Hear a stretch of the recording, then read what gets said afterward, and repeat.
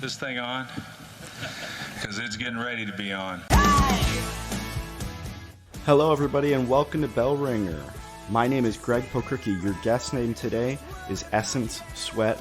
She is a representative on the new Eastside Avenues program that is putting money into facade and infrastructure improvements for small businesses on the east side. It's targeted to 4 key corridors, and it's really helping to bolster business and pride around the area. Great episode. Thank you so much for listening. Make sure to share with your friends, rate us on iTunes, and catch the next episode every 2 weeks. Thanks, guys. All right. Thank you very much for coming in today. I appreciate your time. Thank you for having me, Greg. So for those that don't know, tell us a bit about the Eastside Avenues program. Eastside Avenues program is a commercial building renovation program coming from New York State.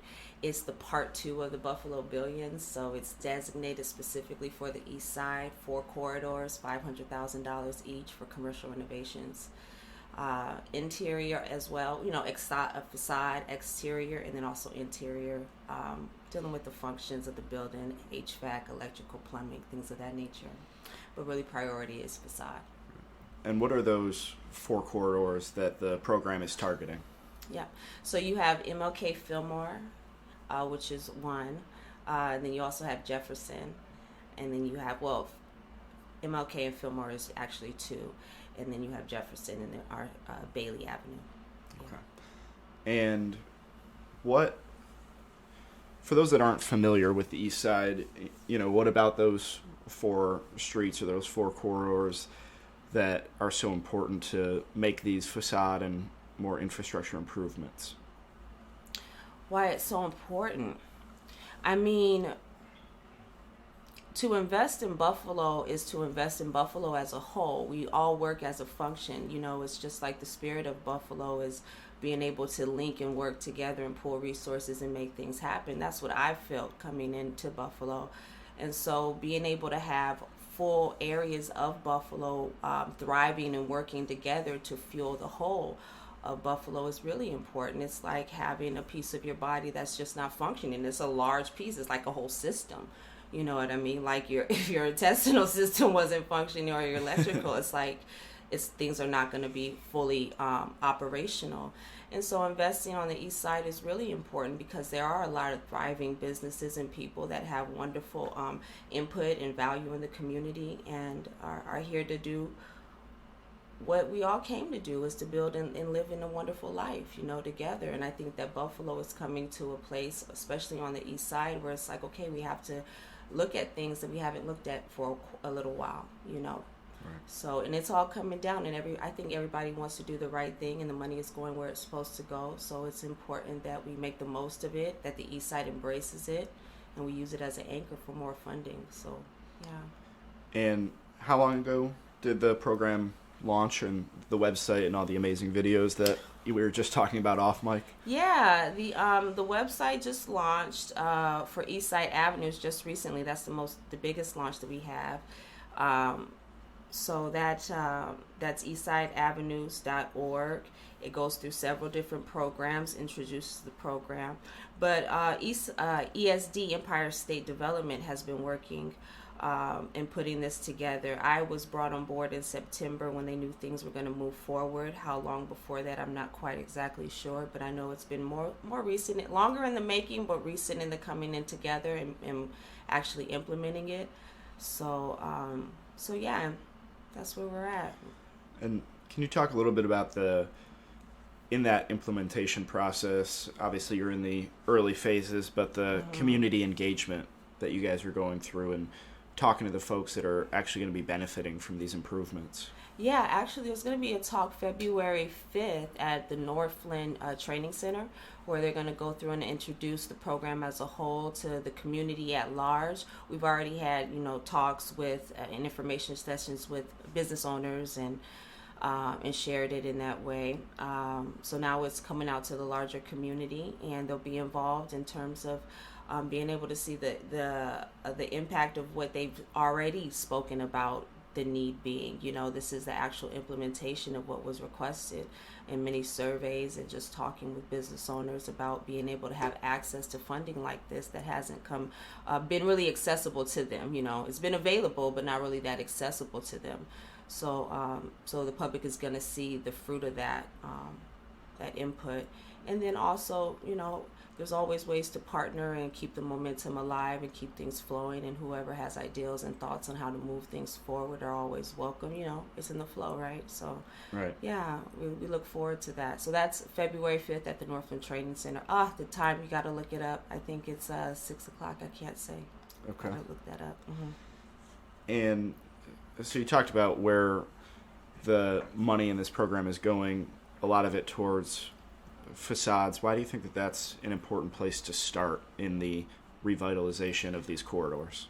It's kind of like starting at both ends, because you want to have the excitement around it, the visual appeal. We're tactile, aesthetic creatures. We like to see it and get excited about it. And that too is for the business owners who, when dealing with the internal systems, is a heavier lift. These roofs, 30,000, HVAC, 20, 30, and it piles up and it stacks up. So being able to have the business owners get excited in the facade and the community getting excited in the facade, we can leverage that momentum and really maybe move the needle on some other grants and funding that could come down that deal specifically with building stabilization. Those heavier lifts, in which they have in place. They have a building stabilization fund in place, also on the Eastside Avenues website that you can view. Yeah, so it's important to start exterior to get the momentum up, and then also we're at the same time building traction and working with larger projects and getting some bigger budgets, for the heavier lifts. Right, and I talk to people often about, Buffalo's renaissance and comeback, and a lot of the sentiment is that the first thing that we needed to do was start believing in ourselves. Mm-hmm. A lot of times we didn't believe in ourselves or looked down on our future. So, mm-hmm. The Renaissance as a whole throughout the entire community, and then, facade treatments on the east side, I think it all goes towards that, like, increasing pride and hope and a vision for the future. Yeah, I think we're kind of like in a little bit of this, I think it's the lifting of a resentment that's been in Buffalo in terms of, things that rose and fell, with the different industries in Buffalo. And so people are, kind of in this stage where it's like, all right, well, we have to remember how we got as far as we got, and that spirit that we have that is unchanging in Buffalo. And so I think that there's a tapping into that by the people, because there's this wave that's moving forward. Buffalo, I say, is the new Shambhala. It's like, if you have the eyes to see it, what an amazing gift you've been given. There's so much opportunity in Buffalo. And so this excitement is it's a wonderful thing, so yeah. Right. Are you originally from Buffalo? No, born and raised in Los Angeles County, a small city, Azusa, right on the outskirts of LA, right closer, right in between the hills. So born and raised there, and then I came to Buffalo actually my senior year in high school. Okay. Graduated from here and then went off to school. You moved here your senior year? Yeah. Well, into my junior year, went full senior year here, graduated. Yeah. And then left for college and came back? Yeah, left for college. Actually went back to Los Angeles to work for a construction supply company, and got some real, a different view in marketing in terms of it was a large size company, and I was able to see it from the standpoint of reverse marketing, where I had to do a lot of research to see if projects were good enough to market to, and I fell in love with marketing research there. Okay. So yeah, anyway, so I was there and I came back here. And what, obviously, I'm sure there was, a family connection or something to Buffalo, but what about like the opportunity of Buffalo, or the chance to make a difference, kind of drew you back here? It's kind of twofold. Like, I was here. I love the sense of community when I when I realized how important community really truly was. Because when I first came here, I was coming from Los Angeles, and it really wasn't a sense of community. Things were far apart, and people were far apart even when you were right next to them. And so coming to Buffalo, I really felt a sense of community the first time when I was basically surviving, in Buffalo, and I was welcomed by the city, and I felt good, and then when I came back from school, I had a perspective of how to really work in the community from Howard University. And so when I came back here, I was like, okay, well, now let me give back to the community that gave to me. And when I start working in that way, in that capacity, and service to the community was number one. It was like, okay, this is where I need to stay, because I can see it. I can see the work that I do happening in the community. It's like right here. It doesn't like disappear like in LA. It goes all over the world when you're in LA or wherever you're at. Same thing too is happening here in Buffalo, but that spirit is still here, where it's like, we got you, come to Buffalo, whatever. Right. You want to relaunch your career, come to Buffalo. You need to take a break, come to Buffalo. It's got that gravity to it. So it's amazing. Yeah, so I always come back.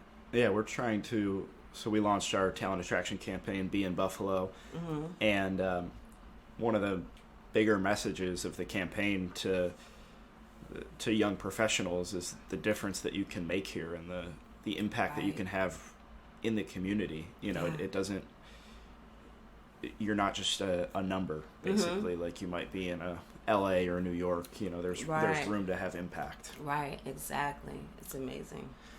So you're working with the Eastside program, but you're a representative from the University District Community Development Association, right? Yes, the UDCPA, yes. And what's your role with them, or talk a little bit about that partnership as well? Yeah, so I was brought on to the UDCPA as the business development specialist, and it's primarily focused on the administration of the grant, and then so the UDCPA, with its history in the Kensington Bailey area, looked at community development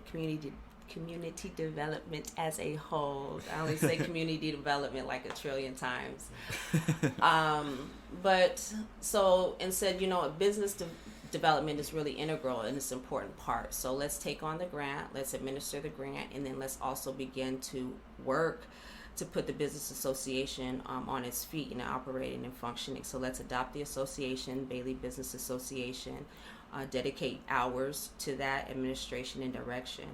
And then at the same time, you're simultaneously working and administering the grant. So it falls in really to place because of that momentum that is there, and business owners being recharged and the community being recharged to be a part and tap in of, this static electricity that is raising everybody's hairs about being in Buffalo. It's amazing. And what are the wraparound services that you can provide for a small business that you're working with? Yeah, so we want to take a look at the business from the marketing standpoint and where you are positioned in your market, but also to start, where you are in development. Are you at the point that you need to start marketing, but or do we need to stop and think about, planning and all of that, supplies and vendors and funding and your paperwork and all of that stuff, legal, accounting, CPA stuff, advice on insurances and things of that nature. So, I like to take Mondays and coach, come in. It's kind of like I don't get in the game with you unless I choose to, but, I coach you through it Monday for an hour. So, we do some referrals that way, referral services. And then we might get into that marketing when your time comes for that, branding, logos, websites, collateral, things of that nature. But really starting with the plan and then moving forward. So, that's the thought. And you have that background in marketing and said you fell in love with it at a job in LA. How rewarding does it feel to then, help a smaller business that might not have those capabilities? Man, when you see the look in their eyes, when the plan is being moved around and you have the momentum of that, to when the building opens or when the vision of the logo comes to life and the website is, a living, breathing thing now, it's amazing. It's an amazing feeling because you see the potential that they see coming to life. And you compare that to a place like, working in LA was like a lot of that all contained in different cells in these larger outfits. So when you have one cell, the business owner that's illuminated and excited, that person attracts other people around them and the resources that they need to continue to grow and multiply that kinetic energy. It really gives me that enthusiasm as a marketer to see how can I grow this and apply this in larger ways. And so coming from LA and seeing that growth and that power happening in a small compact area, it's like a nuclear power plant, you know, because you're getting a lot of people, these cells that are getting this illumination, and we're all packed in this area here.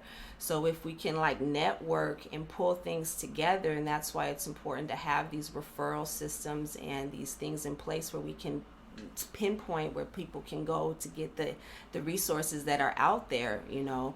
And so building this network, and then it's like I'm seeing it come to life on this, I don't want to say a smaller scale, Buffalo. We know you're a big boy, you know what I mean? But on this more compact scale, it's, you know, I've witnessed it on a larger scale. Where I've worked has been the largest places in the nation. MasterCard is the largest construction supply in the nation. Same for a marketing agency I worked at. So I'm seeing it happen on this more accessible scale to me, and it's like I get to be a major part in the development of it. So it's really exciting.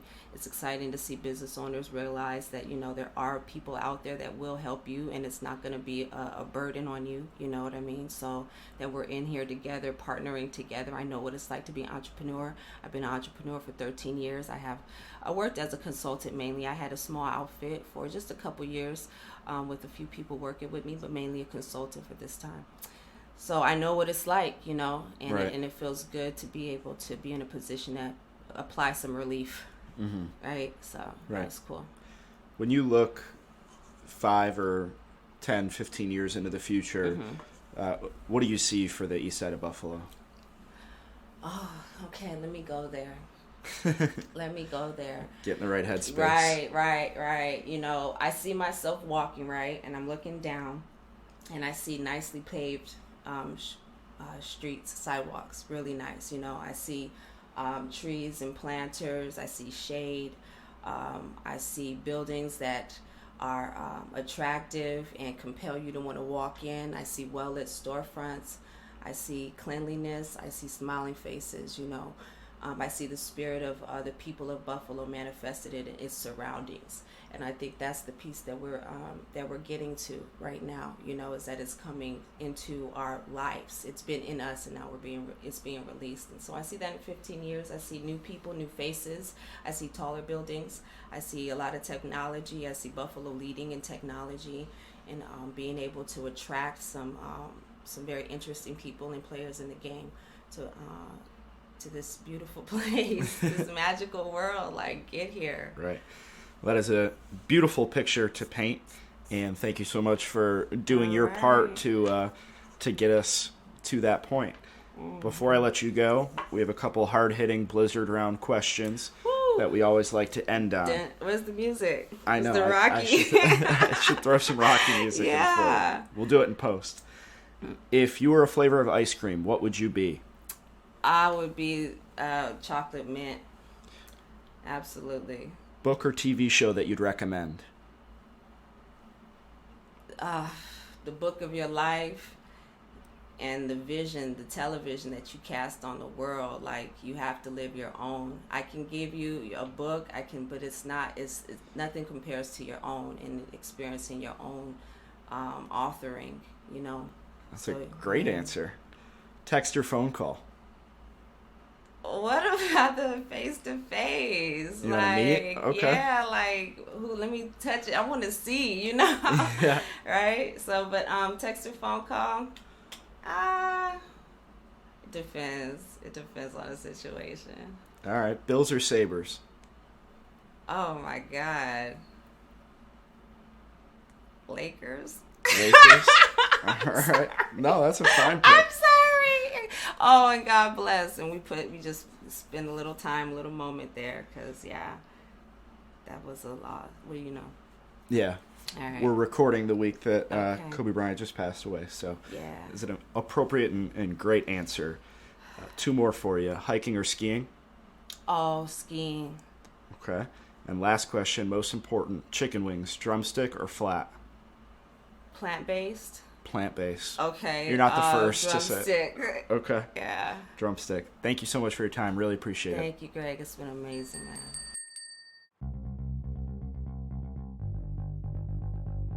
Bell Ringer is a podcast by Invest Buffalo Niagara, the region's privately funded, nonprofit marketing and economic development organization.